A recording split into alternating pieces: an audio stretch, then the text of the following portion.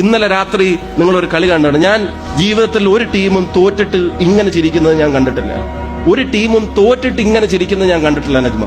ഇന്നലെ കുറസാവോ എന്ന് പറയുന്ന ഒരു കൊച്ചു ദ്വീപ് ജർമ്മനിയോട് കളിക്കുന്നതിന് വേൾഡ് കപ്പിന്റെ വിഷൽ ഉണ്ടായിരുന്നു. അവർ തോറ്റത് 7-1. 7-1 തോൽക്കുന്നതിന് മുമ്പ് അവരുടെ ഹാഫ് ടൈം ഉണ്ടായിരുന്നു. ഇന്റർവെല്ലിന്റെ സമയത്ത് അവർ ഡഗ് ഔട്ടിലേക്ക് പോയി ഡ്രസ്സിംഗ് റൂമിലേക്ക് പോയി തിരിച്ചു വരുന്ന ദൃശ്യം കണ്ട അവരൊരു പിക്നിക്കിന് വരുന്നത് പോലെയാണ് തോന്നുന്നത്. പിക്നിക്കിന് വരുന്നത് പോലെ കുറസാവോ ടീമിലെ ഫുട്ബോൾ അംഗങ്ങൾ ഗ്രൗണ്ടിലേക്ക് വെക്കുക.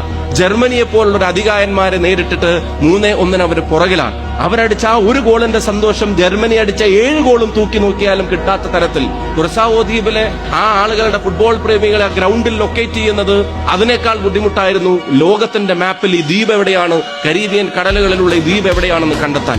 അത്ര ചെറിയ ഒരു സ്ഥലം, 444 സ്ക്വയർ കിലോമീറ്റർ മാത്രമുള്ള സ്ഥലം. അവിടുത്തെ പോപ്പുലേഷൻ എത്രയെന്ന് അറിയോ? അവിടുത്തെ പോപ്പുലേഷൻ 1,60,000 ആളുകൾ. വോട്ടർമാരല്ല, അവിടുത്തെ താലൂക്കിലെ പോപ്പുലേഷൻ അല്ല, അവിടുത്തെ മുനിസിപ്പാലിറ്റിയിലെ പോപ്പുലേഷൻ അല്ല, ആ കോൺസ്റ്റിറ്റ്യുവൻസിയിലെ പോപ്പുലേഷൻ അല്ല, അവിടുത്തെ പോപ്പുലേഷൻ ആ രാജ്യത്തിന്റെ പോപ്പുലേഷനാണ്. ഒരു ഡച്ച് കോളനി ആയിരുന്ന ഒരു സ്ഥലത്ത് രാജഭരണത്തിന്റെ കീഴിലായിരുന്ന ഒരു കൊച്ചു കോളനി ലോകകപ്പിൽ 48 രാജ്യങ്ങൾ തെരഞ്ഞെടുക്കപ്പെട്ട ഒരു സ്ഥലത്തേക്ക് കടന്നു വന്ന് ജർമ്മനിയോട് മത്സരിച്ച് ജർമ്മനി ആദ്യം അടിച്ച ഗോളിന് ഒരു ഗോൾ തിരിച്ചടിച്ച് അവർ ആ ക്രൗഡിനും ലോകത്തിനും നൽകുന്ന ഒരു സന്ദേശമുണ്ട്. ഞാൻ ആവർത്തിച്ചു പറയുന്നു, ജോഗ്രഫിക്കൽ കൺഫൈൻമെന്റിന്റെ കാലമല്ല.